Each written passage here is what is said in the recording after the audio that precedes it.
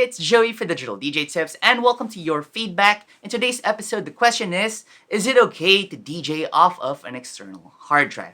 Now, before I move on over to your answers, I'm gonna share mine first.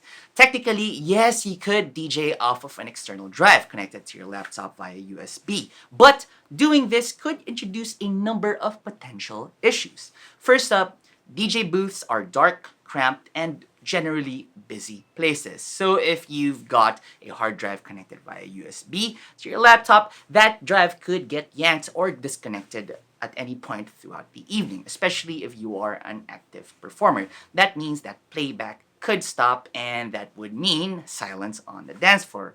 Of course, you could just reconnect the drive to your laptop if it does get removed, but it takes a couple of seconds for your DJ software to recognize the hard drive again. As I said, this leads to a couple of seconds of silence on the dance floor, and that is not an ideal situation to be in. Now, the second thing is that USB drives are portable and they tend to be mishandled if you are not a careful person like me. So sometimes you just throw your USB drive inside your DJ bag, or let's say you're done playing a gig and you're in a rush to leave the booth. You close your laptop, put it in your bag, and the USB drive tends to just get shoved inside your DJ bag as well. So this could lead to wear and tear of the USB drive as the years roll by. Now, the third thing is that USB drives could have some performance bottlenecks, especially if you're using an older hard drive. Let's say it's a USB 2.0 spec or older. But even if you're using something that's a lot newer, let's say it's USB 3.0, you still could have a couple of performance issues. I know that whenever I drag a track from my USB 3.0 hard drive over onto Rekordbox DJ, there is a bit of a lag. It looks like the screen freezes, and I always get a bit nervous when this happens because it looks like the program hangs, but it's just basically Rekordbox DJ reading the new track coming in from the external drive. So that's my answer to the question. Let's move on over to yours. Our first answer comes from Barry V, and he says, first of all, if you are a serious digital DJ, then you should not even bother using external discs because sooner or later, they're gonna fail. You should, however, invest in upgrading or expanding your internal storage. However, if you still want to use external discs or thumb drives, then I have some tips for you. First up, make sure that you use quality USB cables. These cables are not robust and start to fail over time. Next, do not use USB hubs. These things cause problems since you share the USB bandwidth and power of the same USB port. Now, some more technical tips. If your laptop is sufficiently old, it may have older USB 1.1 ports, while your devices could be USB 2.0. That could cause a problem, but it's unlikely. USB 2.0 is backward compatible with 1.1. 2.01 devices run in a 1.1 port just very slowly.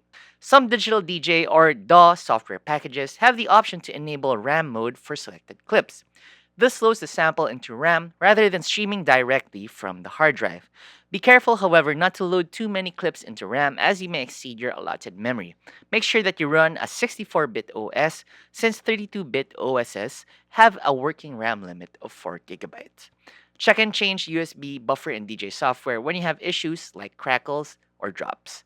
And last but not the least, use fast quality external storage and make sure that you have a second identical cloned backup disk and spare quality USB cables with you. Thanks for that, Barry. Our next answer comes from Andrew Mills, and he says, if you're running out of hard drive space, another option is if your laptop still has a CD drive, you can replace this with a hard drive. Fit a smaller SSD or solid state disk drive as your boot or software drive and have the larger traditional hard drive for general storage and music. You can get a caddy, there are loads on eBay, to hold the drive in the CD bay. If you ever do need the CD drive, you can get an external case for your CD drive to fit in and then just plug it into the USB if and when you want it. Our next answer comes from Caleb Grayson, and he says, my mobile gigs require my entire 60GB collection available at all times. However, I'm not worried that someone will pull my drive out or mind the short lag in search. I use iCloud Drive to store all my files and have a 120GB Samsung USB-C stock drive. I also bought a cheap USB-C dock and cheap HDD drives for more immediate storage. Monoprice just had 3TB Seagate Barracuda drives for like 60 bucks. I really don't see the problem here. If you only need a few gigabytes for performance, then you should have that free on your internal drive. If you need your whole library for mobile, then you can afford to upgrade and shouldn't be worried about space as you set it up. On my older MacBook Pros, I replaced the CDs with solid state drives. They are so cheap now and it's easy to do. Thanks for that, Caleb. Our final answer comes from Java the Shield, and he says, my internal hard drive holds the tracks I take with me for standard gigs. All the usual dance floor suitable EDM, industrial, synth pop, future pop, new wave, and so on, I cover.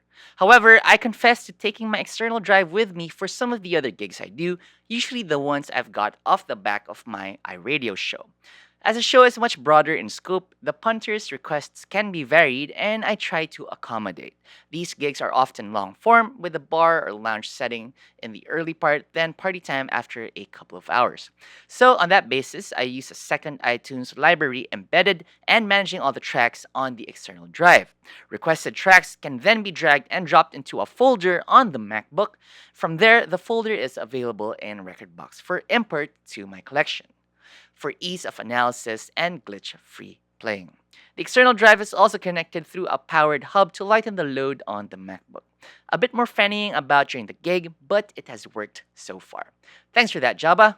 So that's it for this episode of Your Feedback. Thanks to everybody who sent in their answers. I always check the Digital DJ Tips site as well as the Digital DJ Tips Facebook page. So if you want to be featured in a future episode, just answer any of our weekend articles. These come in the form of your question articles or over to you pieces. So that's it. Thank you once again for watching. I'm going to see you in the next episode of Your Feedback.